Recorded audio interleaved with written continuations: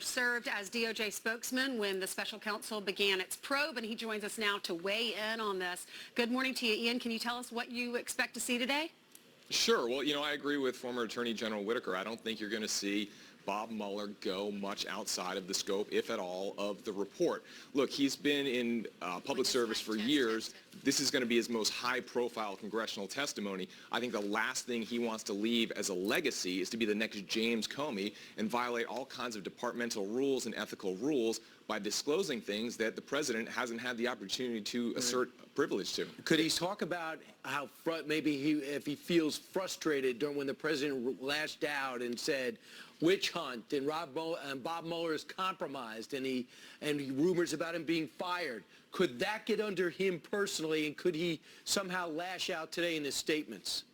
I tend to doubt it. I think that is in the report. In the report, in Part 2, they address all of those issues. I think he's going to stick to that report. I don't think he's going to go beyond it. But, of course, as we know, Democrats are going to use this opportunity to put on film what was in the report. And that's going to serve two purposes. It's going to go to a perfectly willing media that's going to want to report everything as news, even if it's not new. And also, it's going to give video fodder for political ads next fall in 2020 to have Bob Mueller on television repeating the things that were in the report, even if ultimately nothing came of that report. Wait a minute, Ian. So essentially you're saying, it's like first somebody writes a book and then it becomes a movie. The book's already been written and he's going to stay within the four corners of that. And the Democrats and the Republicans just want to hear him say those words out loud.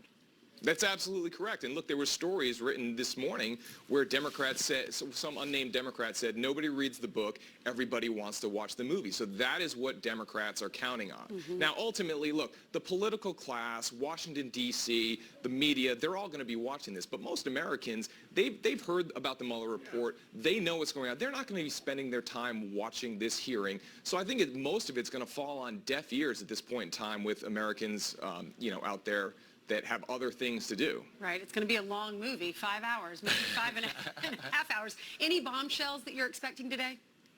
I don't expect any bombshells. I do find it interesting that we have this last-minute addition for the deputy special counsel to come in and testify. I think the fact that that came just recently tells me that probably during the preparation for this hearing, Mueller, who supervised 20 attorneys, maybe wasn't ready to answer all the questions because he didn't supervise as much as people thought he did. So they had to bring this individual in at the last minute that would be able to answer questions that Mueller himself just wasn't answering very well during prep. So it's the Mueller report, but Mr. Mueller might not have all the details that the congressmen want. I think that's right, and I think there have been stories over the past year and a half where a lot of interviews, Mueller wasn't present. Sometimes he'd pop in for a minute here and there, but I don't think that he did really day-to-day supervision. I think he was the figurehead of this team. I think he put together the team, but I think most of the work was done by others, and that's why you have this deputy special counsel that's going to be there under oath. So the thing is, if you're going to be effective with 5 minutes, Ian, if I was to give you 5 minutes to question Mueller and you want to be as effective as possible, give me an idea of what you would ask, for example, from the Republican side. Well, from the Republican side, I'd want to know, look, you were tasked with investigating Russian interference with elections. You had Hillary Clinton through a variety of different levels getting information from Russian nationals that was used to put out disinformation in the Steele dossier to go after your political opponent. Why wasn't that investigated? Did you have conversations with Department of Justice that said that was off the table? If you're a Democrat, you're going to want to get after that Part 2. Why did you not make a recommendation on obstruction of justice? Was it because of that Department of Justice rule? And you're going to hammer on that repeatedly. Yeah, Mr. Barr had to make the decision, but a lot of people were indicted. Michael Flynn, George Papadopoulos, Rick Gates, Paul Manafort, Michael Cohen, and Roger Stone. Yeah, but not for collusion. Correct. James Comey said that if he weren't the president, he would have been indicted, President Trump, because you can't indict a sitting president. But we just had Matt Whitaker on, who was the acting AG for a time. He points that they were questioning whether or not there was obstruction. He said he did not commit a crime. Do you agree?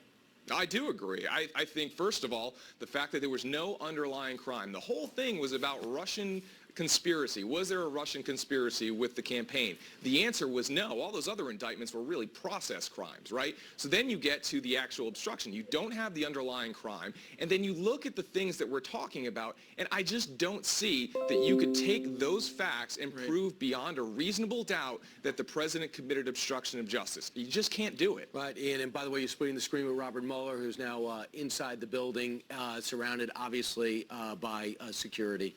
That's right. Making his way through. He's done this over 70 times. He's testified, but nothing quite like this. He'll do it twice today. I think they probably take him to a holding room, and then he will come out in about 10 minutes.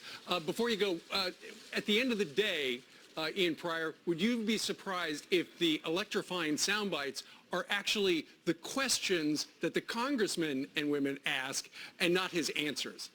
Oh, of course. It's like being an attorney and cross-examination. You don't care about the answer. You care about the question. And the questioners, it's all political. They want to get on TV. They want to get their sound bites in, and they want to be the ones driving the narrative, not letting Bob Mueller stick to the script. All right. Ian Pryor, former Department of Justice Deputy Director of Public Affairs. Sir, thank you very much for sharing your time with us today. Thanks for having me.